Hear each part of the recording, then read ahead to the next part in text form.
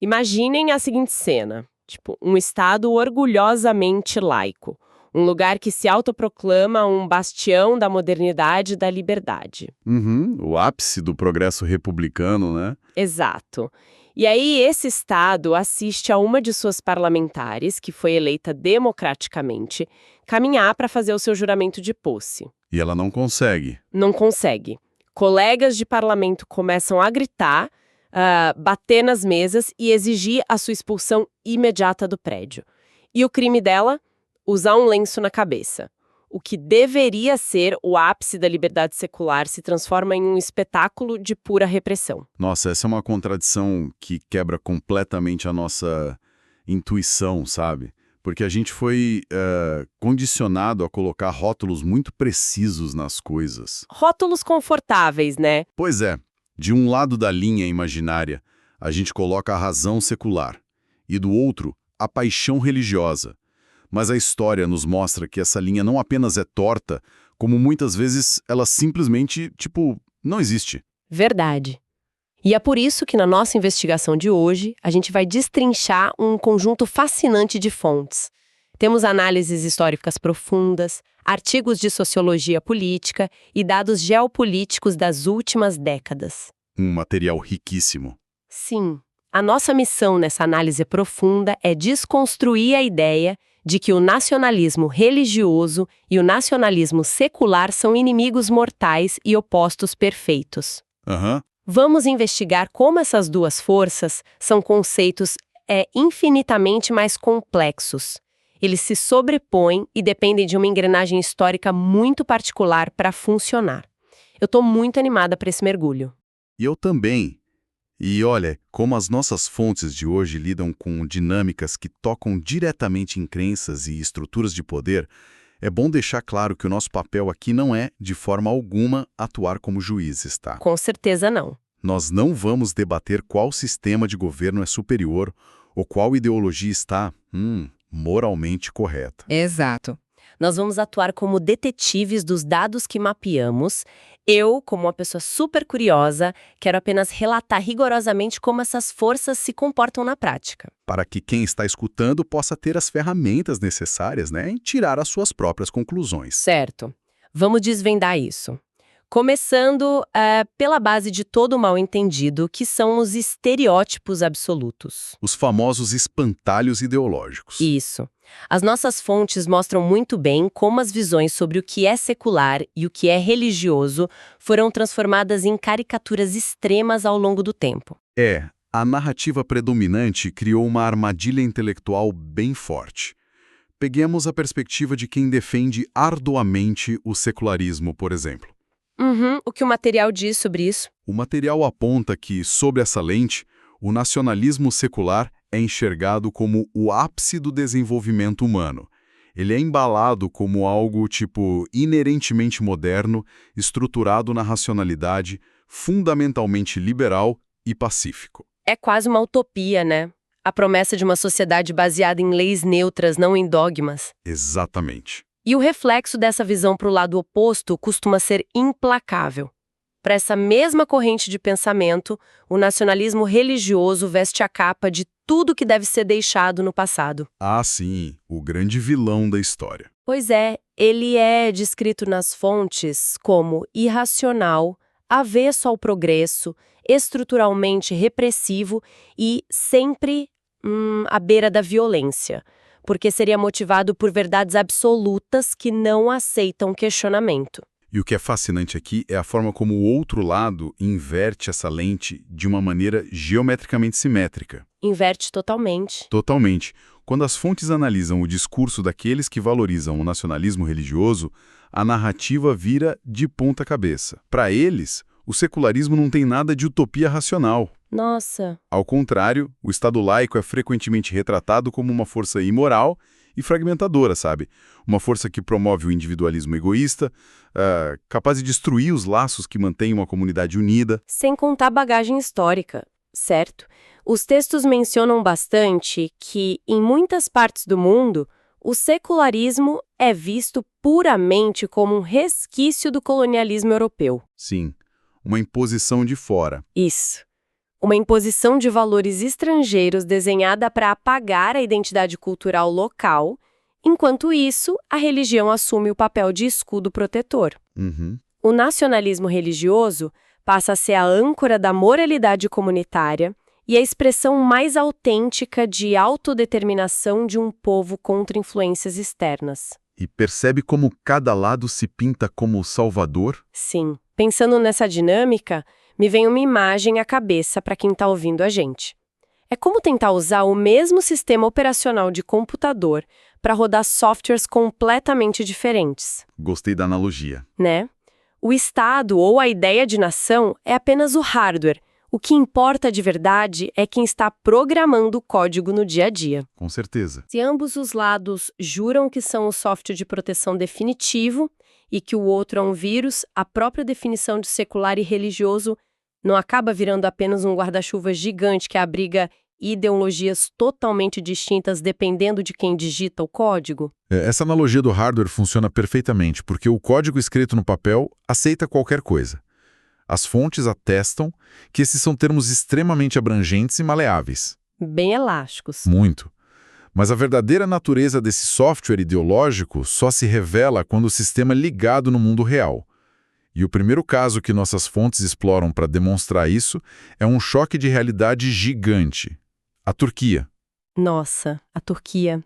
Lá, nós vimos o Estado tentar esmagar qualquer traço de identidade religiosa no espaço público e falhar de forma espetacular. Uma falha sistêmica. Sim. E, para entender o mecanismo dessa falha, a gente precisa olhar para as engrenagens criadas lá na década de 1920. Exato.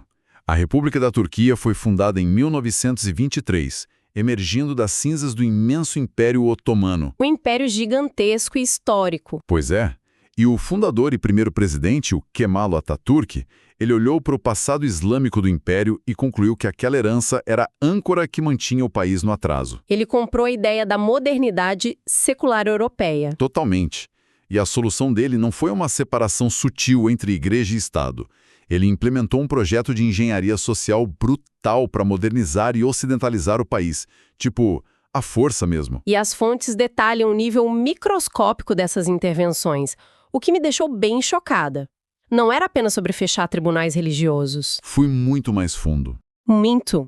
O Estado mudou o alfabeto oficial do árabe para o latino, efetivamente cortando a capacidade das novas gerações de lerem seus próprios textos históricos e religiosos antigos. Imagina o impacto disso na cultura de um povo. Sim, e além disso houve leis ditando que as pessoas podiam vestir nas ruas, banindo chapéus tradicionais, como o fez, exigindo trajes ao estilo europeu. O hardware secular foi imposto de cima para baixo, sem dó. E por algumas décadas a ilusão até que se manteve. Nos anos 70, analistas internacionais apontavam a Turquia como o grande caso de sucesso de um país muçulmano secular. Parecia que a força bruta tinha funcionado. Parecia o triunfo daquela caricatura inicial de modernidade e racionalidade. Mas o que o verniz secular escondia era uma fratura social profunda. As fontes revelam que essa modernização forçada beneficiou muito uma elite urbana, enquanto deixava a vasta população rural e tradicional afundada em desigualdade e assistindo a uma corrupção governamental galopante. E como a história nos ensina, né, quando uma maioria se sente marginalizada, ela procura uma nova voz. Inevitavelmente. Esse vácuo abriu as portas para o crescimento constante de partidos políticos com inclinações islâmicas, a ponto de, em 1996, eles conseguirem formar um governo de coalizão. E é neste ponto de inflexão que a verdadeira face daquele secularismo turco foi testada. Diante do crescimento político islâmico democrático, a resposta do establishment secular, os militares e a elite jurídica, não foi o diálogo pluralista. Qual foi a resposta deles? Foi um endurecimento drástico da repressão no final dos anos 90. Aqui é que a coisa fica realmente interessante, porque nos leva direto à cena que descrevemos nos primeiros segundos desta nossa análise profunda. A cena do parlamento. Isso. A repressão focou pesadamente nos símbolos. O alvo mais visível foi o hijab, o véu islâmico. As fontes descrevem como mulheres que usavam o hijab foram sumariamente proibidas de frequentar as universidades. Uma barreira burocrática e física, sabe? Colocada entre elas e a educação superior. Sim, o que é absurdo. E isso culminou no caso surreal da deputada Merve Cavaquite, em 1999. A Merve Cavaquite concorreu pelo Partido da Virtude Islâmica. Ela fez campanha, ela recebeu os votos e foi democraticamente eleita. Fez tudo certinho. Tudo. Ela seguiu todas as regras do hardware laico do país. Mas ao entrar no parlamento com a cabeça coberta para prestar seu juramento, o sistema entrou em colapso.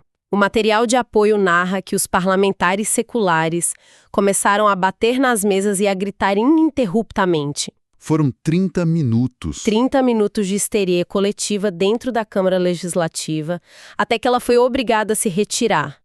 Dias depois, o próprio Estado laico cassou a cidadania turca dela. É um nível de retaliação assustador. É aí que eu preciso fazer um papel de advogada do diabo, desafiando a premissa inicial com base nos fatos. Manda bala. A promessa do nacionalismo secular era seu lado liberal, racional e pacífico. Mas se autoridades expulsam mulheres das salas de aula e banem uma representante eleita por causa de sua fé e vestimenta, sob gritos ensurdecedores, como isso pode ser chamado de liberdade? É uma ótima pergunta. Isso é exatamente o comportamento repressivo e irracional que os seculares juravam combater nas teocracias. Pois é. É o momento em que a máscara da ideologia cai, revelando o mecanismo do poder pelo poder.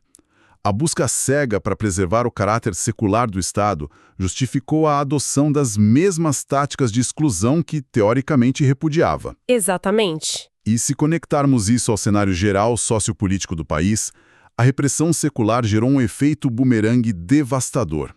Ao tentar varrer a religião para debaixo do tapete através da força do Estado, eles deram aos movimentos islâmicos o combustível supremo. A narrativa de perseguição. Exato, a narrativa incontestável de perseguição e martírio. O que galvanizou a base religiosa de uma forma sem precedentes, né? Toda aquela frustração com a desigualdade, somada à indignação de ver filhas expulsas da universidade, foi canalizada nas urnas. O resultado prático foi imediato. Sim, destacado nos textos foi a ascensão, em 2003, de Recep Erdogan ao poder, um líder abertamente islamista que capitalizou esse ressentimento.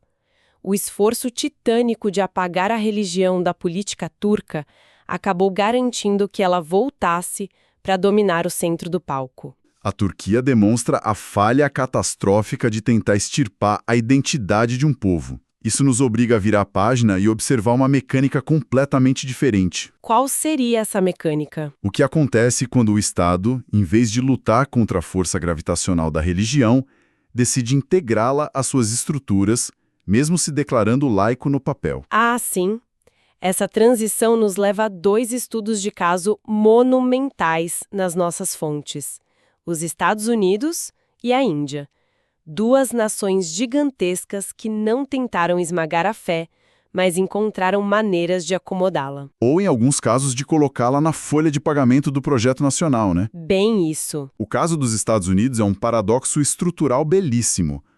A Constituição americana foi brilhantemente desenhada com a famosa separação entre igreja e Estado. Não existe uma religião oficial, não há imposição teocrática nas leis. O papel diz que o hardware é totalmente neutro. Completamente neutro. Mas, quando olhamos para a rotina do país, para o oxigênio cultural que as pessoas respiram, os dados contam outra história. Não precisamos nem ir longe, basta pegar qualquer nota de $1. A moeda mais famosa do mundo. A moeda que movimenta o país. E lá está impresso o lema: In God we trust. Em Deus nós confiamos. E não é apenas um detalhe estético no dinheiro, sabe? O juramento de fidelidade à bandeira, que gerações de estudantes recitaram diariamente nas escolas públicas, descreve os Estados Unidos explicitamente como uma nação sob Deus. Uma nação sob Deus num país laico. Pois é. E o aspecto mais revelador vem da própria escolha de liderança ao longo dos séculos. Esse é o dado que as fontes destacam e que é estatisticamente impressionante. Dos 45 presidentes na história dos Estados Unidos avaliados no material, 42 se identificaram especificamente como cristãos protestantes. É um número massivo. Sim, para um país laico construído por imigrantes de todas as crenças imagináveis, a probabilidade estatística disso acontecer por puro acaso é praticamente zero. A mecânica em jogo aqui é o que os sociólogos chamam de religião civil. Religião civil. Isso. Os Estados Unidos desenvolveram uma forma muito peculiar e difusa de nacionalismo religioso que atua como uma cola social. O cristianismo protestante moldou as expectativas culturais de como um líder deve falar, de como a moralidade pública deve soar. Entendi. Não é uma lei que obriga o presidente a ser cristão, mas é um filtro cultural não escrito tão poderoso que na prática funde a ideia de ser um bom americano com noções vagas, porém onipresentes de valores cristãos. O secularismo americano acomodou a religião para usá-la como unificadora. É fascinante. Mas e se cruzarmos o mundo em direção à Índia? Porque lá, a análise dos textos revela que essa mistura entre fundação laica e prática religiosa adquire um contorno bem mais agressivo e transformador. A Índia é um caso emblemático. A Índia é a maior democracia do planeta. E, assim como os Estados Unidos, sua estrutura fundamental pós-independência foi concebida para ser plural e profundamente secular. Um país gigante e complexo. Projetada para abrigar uma diversidade estonteante de crenças, línguas e etnias. No entanto, o que os dados apontam nas últimas décadas é a ascensão metódica e muito bem-sucedida de nacionalistas hindus. E detalhe, por vias estritamente democráticas. Eles usaram as regras do jogo laico para chegar ao poder. E uma vez com as chaves da máquina do Estado nas mãos, a engenharia reversa começou.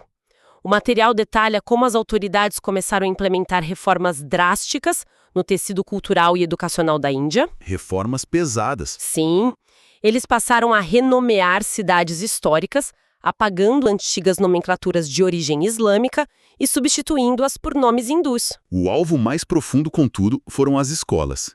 A reescrita de livros didáticos de história alterou significativamente o peso dos fatos. Mexendo na base da educação. Mogol e elevando dinastias hindus para construir uma narrativa de uma nação inerentemente e exclusivamente hindu. E aqui entra um detalhe crucial mencionado nas fontes que derruba o mito de que isso é apenas uma disputa entre diferentes deuses. Qual detalhe? A promoção dessa visão específica do hinduísmo pelo Estado não gera tensão apenas com muçulmanos ou com defensores do Estado laico.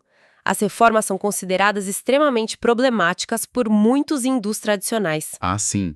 Uma tensão interna. Pessoas que praticam a sua fé diariamente, mas que repudiam essa versão institucionalizada, engessada e politizada que está sendo enfiada goela abaixo pelo governo. É a instrumentalização da fé, né? Exato. Então, para quem nos ouve visualizar essa dinâmica, é como se o Estado fosse uma casa formidável. Os arquitetos desenharam uma planta puramente secular, fundações robustas para acolher qualquer morador. Uma casa para todos. Mas os inquilinos que venceram a eleição e assumiram o controle do condomínio decidiram que as regras da casa, a pintura de todos os corredores, a decoração e a música ambiente seriam ditadas por uma única doutrina religiosa. Bela imagem. A casa continua tecnicamente secular no cartório, mas a vida dentro dela respira nacionalismo religioso. Então, o que tudo isso significa no final das contas? É a grande pergunta. Nós estamos vendo o peso genuíno da fé moldando esses países ou estamos apenas observando a velha política usando a identidade religiosa como uma ferramenta conveniente para consolidar poder? Olha, a resposta e a grande conclusão das análises que destrinchamos é que na vida real não existe um laboratório estéril onde possamos separar as duas coisas. Elas andam juntas. Sempre. Tanto o nacionalismo secular quanto o religioso são ferramentas de construção de mundo que só fazem sentido quando analisadas dentro do abismo de seus próprios contextos sociais e históricos. O poder se veste de identidade e a identidade justifica a expansão do poder. Perfeito. Nós cobrimos muito terreno histórico e conceitual hoje, né? Para amarrar tudo o que mapeamos, Nós começamos a desarmar a armadilha de pensar que secular e religioso são simplesmente o equivalente político do claro e do escuro, do racional e do irracional. E ao longo dessa investigação, mergulhando na mecânica dos eventos, os dados deixaram claro que a pureza ideológica é um mito completo. Observamos na Turquia o paradoxo trágico de um Estado secular que usou métodos de repressão implacável, barrando a educação e expulsando autoridades eleitas apenas por sua fé, o que, ironicamente, cultivou terreno para o domínio político islâmico anos depois. Um tiro no pé histórico. Sim. Nos Estados Unidos, vimos as fundações laicas coexistirem com o filtro invisível que molda a moeda, as escolas e o perfil dos presidentes com um inegável verniz cristão. A famosa religião civil. E na Índia, examinamos como a própria engrenagem democrática e secular foi hackeada para reescrever livros didáticos e renomear o país sob a ótica do nacionalismo hindu. O aprendizado extraído das fontes é cristalino.